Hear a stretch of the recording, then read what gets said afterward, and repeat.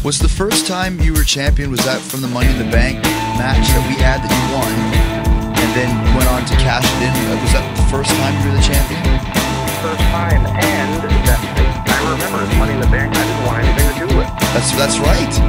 Yeah. I remember that the first, this was for a WrestleMania, I believe it was 20, and the idea that they had was Jericho versus Edge versus Benoit in a three-way submission match. Yes, you know, submission, and also, how the hell would you do that? Like a three-way, it just reeked of like, we've got nothing for these guys to do, so why don't we just put them together? I mean, there was a couple other guys that I think it was Gordon that came up with the initial idea, and I remember either he told you about it or I did, and you didn't want to do it, you didn't like the idea. I don't want to do another ladder match, or whatever it was. Yeah, I was like, I don't want to be a ladder match, just don't put me in it. And I remember Tony's point said, don't put me on Mania. I'll get back to it. I'll make sure that I'm on it next year, but that's what you got, don't put me in it. And I remember like you and Glenn and James and Chris and Jay like kind of saying, oh, this is cool. And it really took some, it was one of the things where I was so far off the mark. Well, I mean, I remember even, I don't know if I ever actually said it, but thinking to myself, like, you know, shut up, dummy, you're gonna win this thing, so quiet, you know?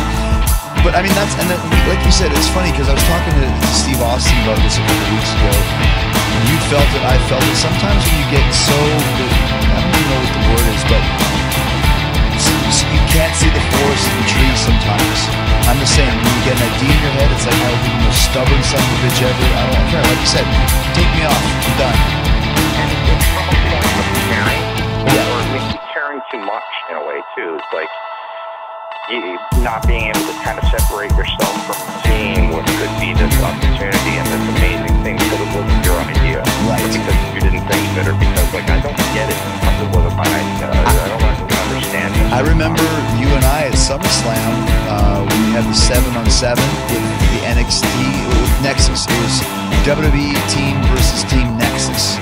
And the finish, it was an elimination tag, and the finish boiled down to you and me were in there with Cena against a couple of them. And John wanted to do things a certain way, and he told him it was wrong. Remember that? And he did it anyways, and it sucked.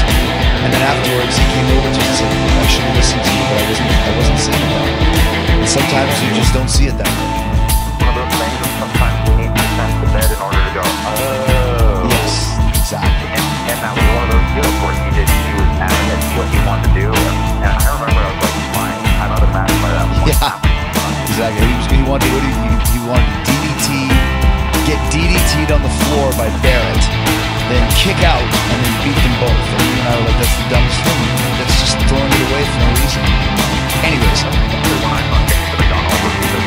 I remember we were fighting for Barrett to go over. I agree. And in all fairness, where's Wade Barrett now? They should have listened to us. Yeah, there was one of those instances where I think we're actually right. You know, and I think there was a lot of those, but that was one especially where I was like, oh. And I really did. I just went, I'm gone by that point. Fine, do what you got to do.